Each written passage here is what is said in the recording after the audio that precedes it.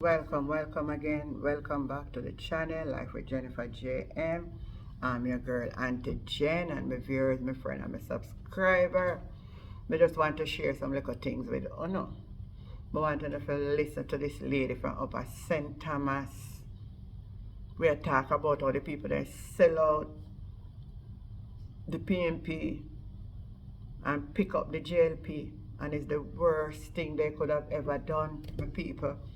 All Michelle Charles the company platform photoshopping. What a woman loves social media for member of parliament and jig up and go on with her equity. Me want to know if you listen to it.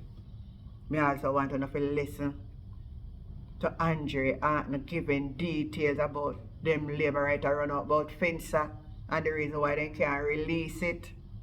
Me want to know if you take a listen, my people. Take a listen.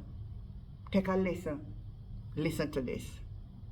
For the people of Eastern St Thomas, sometimes we jump out a frying pan and we jump in a fire. Because we did have an MP by the name of Finsac Ferguson, where we could call pan. Him send we picnic to school, him make house giveaway, he send we everyone, all my family can farm work. And people dashing me for an MP where you can't even call pan. You know how much dead Finsac Ferguson bury all for labor right? And then turn them back on him. And now the MP where we have them, she not look on we. All you see the whole of them a skip and cam and a put up video. Only that them a do for sure like they are helping people. They are not helping nobody. And if we, Jamaica people, give them back a third term, we're gonna live to regret it, and that's all I have to say.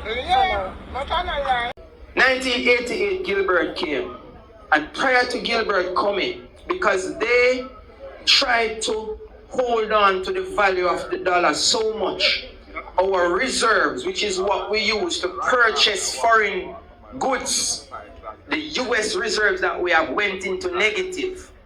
So Jamaica found itself in a negative position, cannot access money to participate in foreign currency transactions. And it was very bad. The IMF came in and they said that, listen, this government needs shaking up. And the JLP government ignored them. Then, to make things worse, Hurricane Gilbert came in 1988 and ravaged the country. In order to rebuild, to get the equipment that we need, to get the cheap energy that we need to rebuild, we had to leverage the IMF once more. At that time, Michael Manley came into power again, and he came in and inherited a country that was destroyed throughout the 80s by the Jamaica Labour Party. The IMF, having recognized that Jamaica needs this foreign currency desperately, imposed on us what we call the Washington Consensus. So you can go and research the Washington Consensus. It was a 10-point plan aimed at moving Jamaica out of a negative reserve position to put in Jamaica on a positive developmental growth path. Now, contained in the Washington Consensus was a clause to liberalize the foreign exchange market. And when I went to the fund, IMF, in 2017, I spoke to a couple of their lawyers at the time, and they themselves admitted fault to pressure in Jamaica to institute the Washington Consensus without the necessary controls. What ensued? Because they forced us to, instead of taking our time to liberalize the foreign exchange market so the exchange rate can move from, at the time it was 4-1 to 5-1 to 6-1. The currency moved from 6-1 in 1990 to 25-1 in 1992 by the time Manley settled into power. Which means that if you owe somebody $6 today, and tomorrow you owe them $24, 6 fours, 24. It means that the exchange rate moving from $6 to 1 to $25 to 1 saw every person's debt in foreign currency increase fourfold. So the major banks who borrowed in foreign currency, Eagle Bank, Central National Bank, Citizens Bank, these banks that borrowed heavily in foreign currency found themselves, instead of having a debt of $6, now has a debt of $25, 4 times more. And that means the entire banking system was going to crash. The entire banking system, because of the debt imposed on us by the IMF, was about to crash. And what had to happen? The People's National Party had to take decisive action. And it was at that time when we decided that we need a commission to help the financial sector adjust to what happened due to the Washington Consensus. And that is when Finsac was established. So Finsac was established as the Financial Sector Adjustment Company to adjust the financial sector to the fact that the IMF imposed the Washington Consensus and push up the debt of our major banks. And in an economy, if your banks fail, all the economy fails. So we had to take decisive action. That decisive action meant that that financial sector adjustment company had to help the banks remodel and liquidate. And that is how Jamaica was able to cope with the atrocities of what the Jamaica Labour Party did to us throughout the 1980s.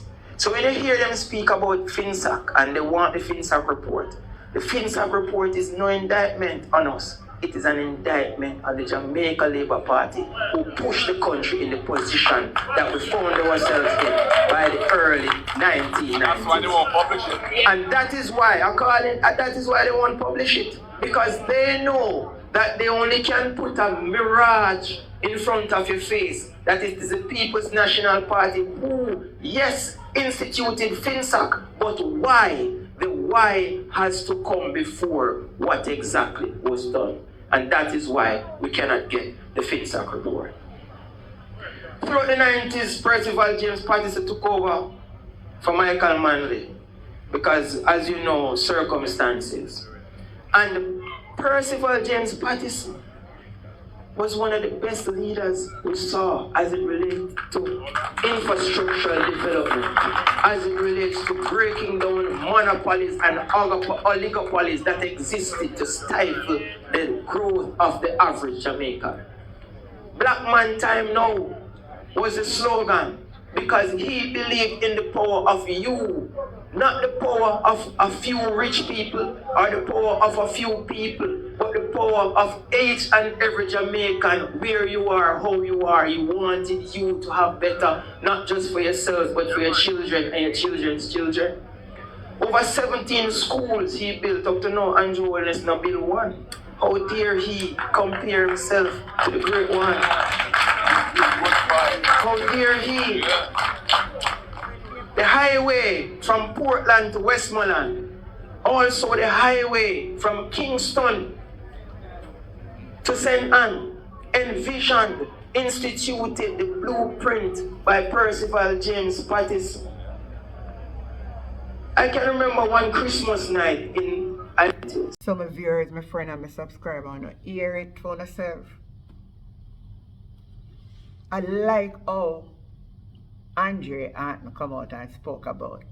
It can't be clearer, you know. I open the Labour Writer list, you know. It cannot be clearer. The downfall of the banking sector happened under the Jamaica Labour Party under Edward Seaga. And then Gilbert did come and some of you were too young never know that Gilbert did really mash up Jamaica. It is in a very devastating condition. And all of them something they lead to what happened.